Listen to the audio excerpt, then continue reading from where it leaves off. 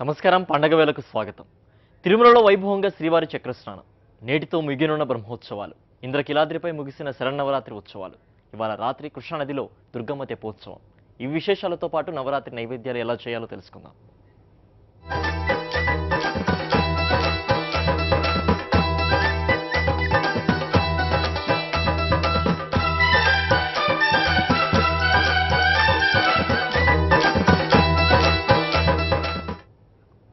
తిరుమలలో శ్రీవారి చక్రస్నానం శాస్త్రోక్తంగా జరిగింది.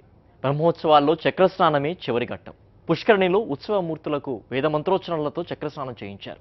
ఈ అద్భుత దృశ్యాన్ని కన్నులారా తిలకించేందుకు భక్తులు పెద్ద సంఖ్యలో తరలివచ్చారు.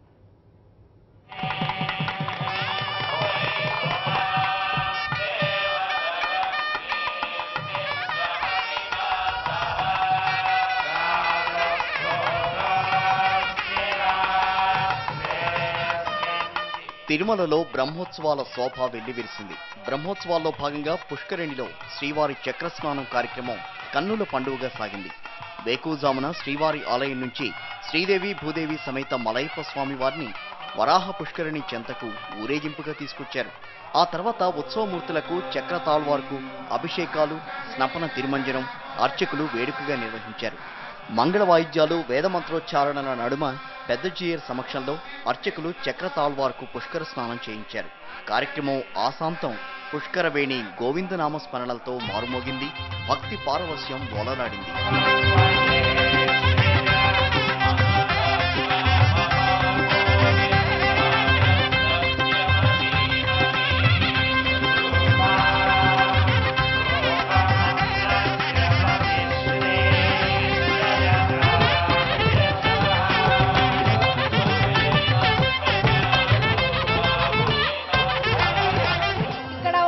ప్రతి ఒక్కరు పాపలు ఏదైనా చేస్తుంటే అవన్నీ తొలగిపోతాయి. అలాగే ఈ చక్ర స్నానంలో చాలా ముఖ్యమైన పాత్ర. అది మహిళలకి ఎక్కువ ప్రాధాన్యం. ఏమంటే ముందుగా పసుపు పూసుకొని కుంకం పెట్టుకొని అమ్మవారి లాగే సాక్షాత్ లక్ష్మీదేవి లాగానే అందరూ తయారయ్యి బాగా మునుగుతారు. ప్రత్యేకంగా ఆడవాళ్ళు అయితే, ఆ మహిళలు అయితే.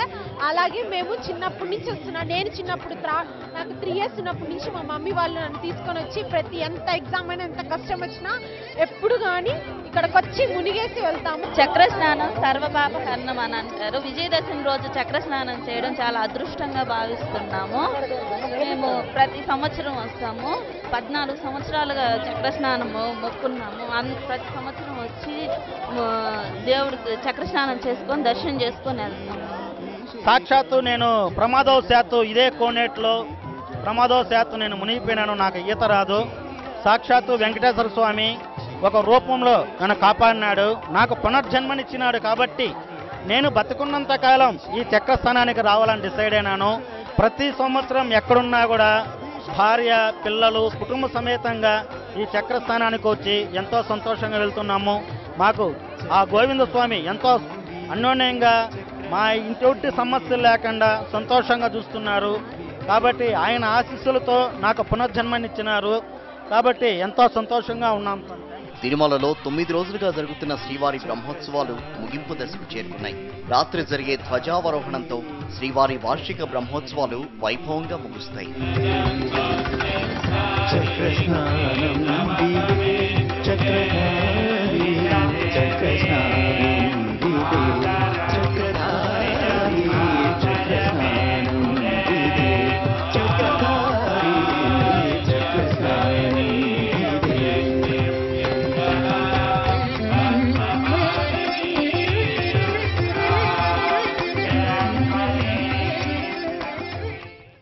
తిరుమలలో శ్రీవారి బ్రహ్మోత్సవాలు ఏడాది అత్యంత వైభవంగా జరిగాయి. దాదాపు 9 లక్షల మంది భక్తులు బ్రహ్మోత్సవాలను తిలకించారు.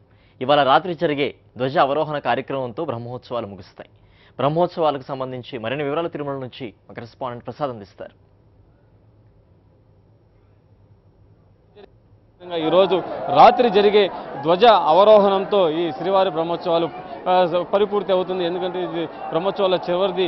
ఏదైతే ధ్వజ ఆరోహణంతో ధ్వజస్తంభానికి పైకి ఎక్కించిన ఈ కొడిని ఈ ధ్వజ అవరోహణంతో కిందకి దింపుతారు. దీంతో బ్రహ్మోత్సవాలు పూర్తి స్థాయిలో నిర్వహించినట్టు జరుగుతుంది. ఇక మనం బ్రహ్మోత్సవాల సందర్భంగా తిరుమలలో మనం పరిస్థితి చూసినట్లయితే దాదాపు గత ఏడాదితో బ్రహ్మోత్సవాలకు సంబంధించి చూస్తే ఈ ఏడాది మరింత రికార్డు స్థాయిలో భక్తులు స్వామివారిని దర్శించుకున్నారని చెప్పుకోవచ్చు. దాదాపు 9 రోజుల్లో స్వామివారిని దాదాపు 8 లక్షల మంది స్వామివారిని దర్శించుకున్నారు. అంటే గత ఏడాదితో పోలిస్తే ఈ ఏడాది కూడా దాదాపు 30% మంది ఎక్కువ మంది భక్తులు స్వామివారిని దర్శించుకున్నట్లు మనం చెప్పవచ్చు. అదేవిధంగా శ్రీవారి ఉండి ఆదాయం మనం చూసినట్లయితే ఇది కూడా గత ఏడాది కంటే కూడా ఎక్కువగా వచ్చింది. దాదాపు 9 రోజుల్లో 23 కోట్ల రూపాయలు స్వామివారి హుండీ ద్వారా ఆదాయం లభించింది. ఇక మనం చూసినట్లయితే లడ్డూలు ఎప్పుడూ లేని విధంగా ఈసారి రికార్డు స్థాయిలో భక్తులకి లడ్డూలు పంపిణీ చేశారు. దాదాపు 34 లక్షల లడ్డూలు భక్తులకి ఈసారి టీటీడీ అందజేసింది. ఎందుకంటే ప్రతిరోజు కూడా దాదాపు 6 లక్షల లడ్డూలు నిల్వ ఉంచే విధంగా టీటీడీ ప్రణాళికలు సిద్ధం చేసింది. దీంతో తిరుమలకు వచ్చిన భక్తులకి ఎటువంటి లడ్డూల కోసమని ఇబ్బందులు లేకుండా కూడా టీటీడీ చూసింది. దీనికి సంబంధించి పోర్టులో సిబ్బందికి కూడా టీటీడీ అధికారులు అభినందనలు తెలిపిన పరిస్థితుంది. ఇక తలనీలాల విషయానికి వస్తే దాదాపు 3,40,000 మంది ఇప్పటివరకైతే తలనీలాలు సమర్పించారు. ఈ రోజు రాత్రికి కూడా మరో 20,000 మందికి పైగా సోమవారం తలనీలాలు సమర్పించే అవకాశం ఉంది. ఓవరాల్గా చూసినట్లయితే గత ఏడాదితో పోలిస్తే ఈ ఏడాది శ్రీవారి బ్రహ్మోత్సవాలు అత్యంత వైభవంగా జరిగాయని చెప్పవచ్చు. ఒక గరుడు వాహనం మినహా మిగతా అన్ని వాహనాలు అన్ని రోజులు కూడా స్వామివారి బ్రహ్మోత్సవాల్లో భక్తులు ఎంతో మనస్ఫూర్తిగా స్వామివారిని వాహన సేవలను తిలకించారు. అదేవిధంగా స్వామివారి మూల విరాట్ కూడా ఈ ఏడాది గత ఏడాది కంటే వాహన సేవల దర్శనంతో పాటు మూల విరాట్ దర్శనం కూడా ఎంతో టీటీడీ గొప్పగా చేయించిందని చెప్పవచ్చు. ప్రస్తుతం ఇది తిరుమల పరిస్థితి. వీడియో జర్నలిస్ట్ పురుషోత్తంతో ప్రసాద్, సాక్షి టీవీ, తిరుమల. లక్నో రామ్లీలా మైదానంలో జరుగుతున్న దసరా ఉత్సవాల్లో ప్రధాని మోదీ మాట్లాడుతున్నారు. ఇప్పుడు లైవ్లో చూద్దాం. राम और रावण की लड़ाई भी नहीं होगी, लेकिन हमारे भीतर अंतर्द्वंद एक अविरत चलने वाली प्रक्रिया है और इसलिए हमारे भीतर भी ये दशहरा जो शब्द है उसका एक संदेश तो ये भी है कि हम हमारे भीतर की 10 कमियों को हरें, उसको खत्म करें। 10 हरा, उसको खत्म करें। जीवन को पतन लाने वाली जितनी जितनी चीजें हैं उस पर विजय प्राप्त किए बिना जीवन कभी सफल नहीं होता।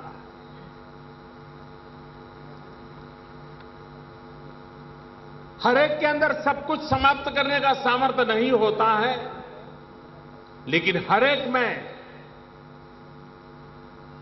ऐसी बुराइयों को समाप्त करने के प्रयास करने का सामर्थ्य तो ईश्वर ने दिया होता है। और దసరా పండుగ ప్రాశస్త్యాన్ని ఇప్పటి వరకు మోదీ లైవ్లో చెప్పారు. అలాగే శరన్నవరాత్రి ఉత్సవాల్లో అమ్మవారు శ్రీ రాజరాజేశ్వరి అవతారంలో భక్తులకు దర్శనం ఇచ్చారు. 11వ రోజు అమ్మవారికి ఎలాంటి నైవేద్యం పెడతారో ఇప్పుడు తెలుసుకుందాం.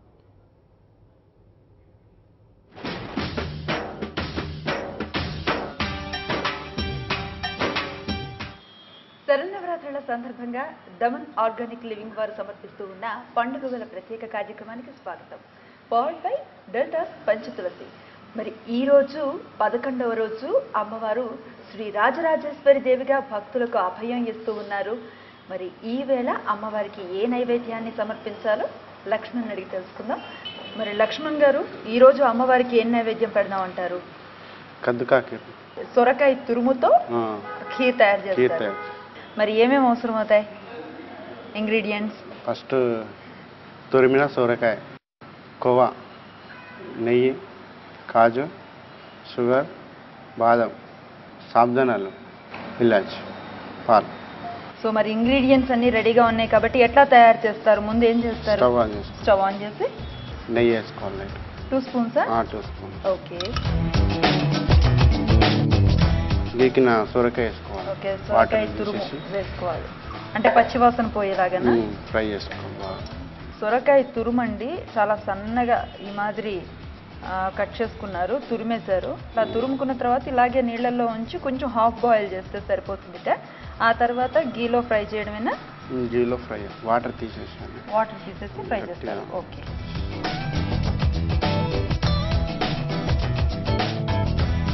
కొంచెం కొంచెం డీప్ ఫ్రై చేస్తారా లేకపోతే మామూలు పచ్చి వాసన పోయే వరకు? పచ్చి వాసన మొత్తం ఫ్రై అవ్వాలి. ఓకే. మేము దీంట్లో సగ్గు బియ్యం కూడా వాడుతూ ఉన్నారు కదా, వాటిని హాఫ్ బాయిల్ చేసుకోవాలి. వాటిని హాఫ్ బాయిల్ హాఫ్ బాయిల్ చేయాలి. చేసుకోవాలి. ఓకే. ఇట్లా కాకుండా కానీ వేడి నీళ్ళలో ఒక 10 minutes పెట్టేసినా కానీ అవే నానతాయి. నానతాయి. ఓకే. ఆల్రెడీ మగ్గిపోయింది కనుక ఇక పాలు టైం.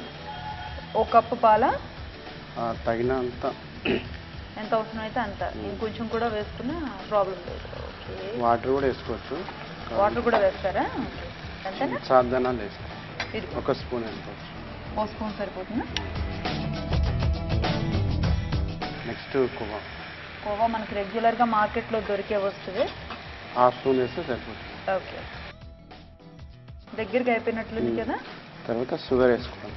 ఎంత అవసరం అవుతుంది షుగర్? 1.5 స్పూన్ పడుతుంది. 1.5 స్పూన్. కలర్ కొద్దిగా లైట్ కలర్ వేసుకోవాలి. లైట్ కలర్ వేసుకోవాలి. కాస్త ఫుడ్ కలర్ యాడ్ చేస్తూ ఉన్నారు. కలర్ గురించి. ఓకే. బాదము 1 స్పూన్ వేసుకోవాలి. ఇలాచి టీ స్పూన్లో 1/2 వేసుకుంటే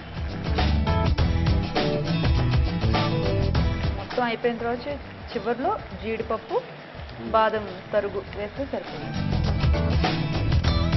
లక్ష్మణ్ ఆల్రెడీ స్వీట్ రెడీ అయిపోయింది. అయిపోయింది మేడం. అమ్మవారిని సహస్రనామాలతో పూజించేటప్పుడు పాయసాన్నే ప్రియే అని కూడా అంటూ ఉంటాం. అంటే అమ్మవారికి తీపి ఎంత ఇష్టమో ఆ మాట చెప్పకనే చెప్తూ ఉంది. మరి అమ్మవారి కోసం ఈరోజు కద్దుకా కీర్ రెడీ చేసాం మనం. ఇది ఇప్పుడు ఆలస్యం చేయకుండా అమ్మవారికి నివేదన చేసేద్దాం.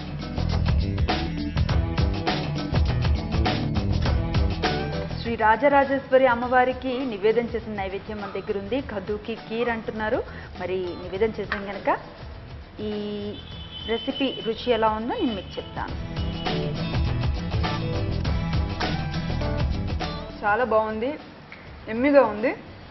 డెఫినెట్గా మనం తయారు చేసుకోవడానికి ప్రయత్నించవచ్చు. మరి ఈరోజు అమ్మవారు చాలా ప్రాంతాల్లో కూడా ఒక్కో దగ్గర గోల్డెన్ శారీతో అలంకరిస్తారు, ఒక్కో దగ్గర పసుపు పచ్చ చీరతో అలంకరిస్తారు, కొన్ని ప్రాంతాల్లో చిలకాకు పచ్చ రంగు చీరతో అమ్మవారిని అలంకరించున్నారు.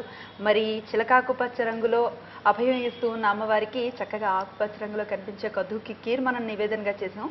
మన నైవేద్యంతో పాటు కొన్ని ప్రాంతాల్లో ఆనవాయిగా నాన్ వెజ్ వండుకుంటూ ఉంటారు. అమ్మవారి పేరు చెప్పుకొని ఇంట్లో వాళ్ళే ఆస్వాదిస్తారు. అయితే అది అమ్మవారికి నివేదన చేయరు.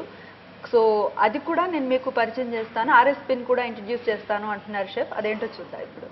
మరి లక్ష్మణ్ ఈరోజు నాన్ వెజ్ని ఇంట్రడ్యూస్ చేస్తా అన్నారు. ఏ రెసిపీని మాకు పరిచయం చేస్తున్నారు మీరు? మెంతం కూర మటన్. మెంతం కూర మటన్. సరే, మరి ఇంగ్రీడియంట్స్ ఏం కావాలి చెప్పేస్తారా? మటన్, మెంతి, కొత్తిమీర, సాల్ట్, నిమ్మకాయలు, బ్రౌన్ పేస్ట్, ఆయిల్, చిల్లీ, టమాటా పేస్ట్, ధనియాల పొడి, జింజర్ గార్లిక్ పేస్ట్, కరివేపాకు పేస్ట్. మరి ఇంగ్రీడియంట్స్ అన్నీ రెడీగా ఉన్నాయి. మరి స్టార్ట్ చేసేద్దామా కుకింగ్ని? ఓకే. మటన్తో చేస్తూ ఉన్నాం కదా, మటన్ డైరెక్ట్గా మీట్ కడిగి అలా వేసేస్తామా లేకపోతే ఇట్లా? హాఫ్ బాయిల్ చేసుకుంటాం. ఉల్లిగడ్డ 2 స్పూన్స్. ఓకే. ఆనియన్స్ మగ్గినాక అల్లం ఎల్లిగడ్డ వేస్ట్ చేస్తాం. 1/2 స్పూన్. 1/2 స్పూన్. కొద్దిగా ఒక 2-3 కరివేపాకు వేసుకోవాలి. టమాటా పేస్ట్ వేసుకున్నాం కదా, అది కాస్త పులుపు ఫ్లేవర్ వస్తుంది అనుకుంటా, అంతేనా? కలర్ వస్తుంది మంచిగా. ఓకే, మంచి కలర్ కూడా వస్తుంది.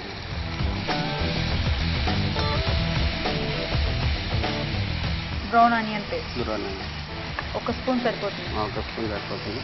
తర్వాత చిల్లీ పేస్ట్ వేసుకోవాలి. ఎండుమిర్చితో పాటు 2 స్పూన్లు వేసుకుంటే సరిపోతుంది.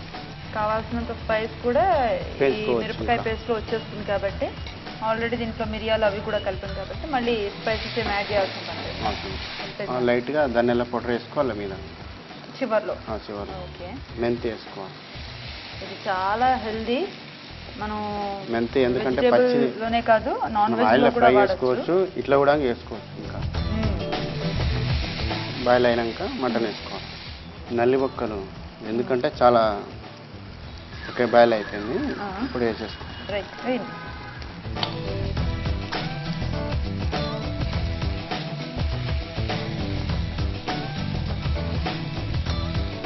సాల్ట్ వేసుకోవాలి. యాడ్ చేసుకోవాలి. ఈ కర్రీ ఫ్రై అన్నారు కదా, మరి ఈగలు దేంతో ఈ కాంబినేషన్ దేంతో తినొచ్చు? రైస్, జొన్న రొట్టెలలో తినొచ్చు, రైస్లో తినొచ్చు, అంటే సద్ద రొట్టెలు కూడా ఇంకా బాగుంటుంది. నిమ్మకాయలు ఉండాలి, ఎందుకంటే పులుపు గురించి కొద్దిగా ధనియాల పౌడర్ ఒక హాఫ్ స్పూన్ వేసుకొని సరిపోతుంది. ఆల్రెడీ మసాలాలు వేసినాం కాబట్టి లైట్గా కొత్తిమీర వేసుకుంటే మీరు వేసామంటే వంట పూర్తి అయిపోయిందని అయిపోయింది. ఆఫ్ చేసుకోవాలి ప్లేట్లో.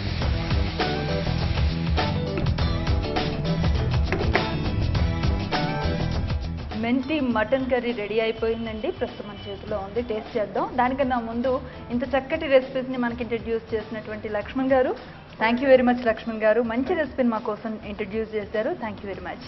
చాలా ఎమ్మీగా కనిపిస్తూ ఉంది, రుచిగా ఉంటుందని దాన్ని చూస్తేనే అర్థమైపోతుంది. పైగా మెంతుకూరతో చేసేటువంటి నాన్ వెజిటేరియన్ కర్రీస్ అంటే చాలామంది నాన్ వెజ్ ప్రియులకి చాలా ఇష్టం అని చెప్పాలి.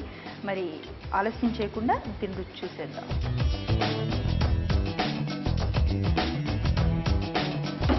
చాలా టేస్టీగా ఉంది.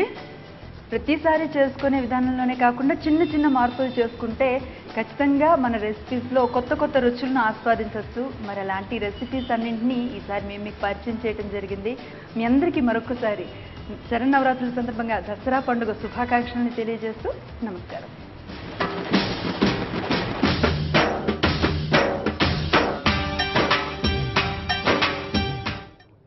ఇవి వాల్టి పండుగ వేళ విశేషాలు. Stay tune.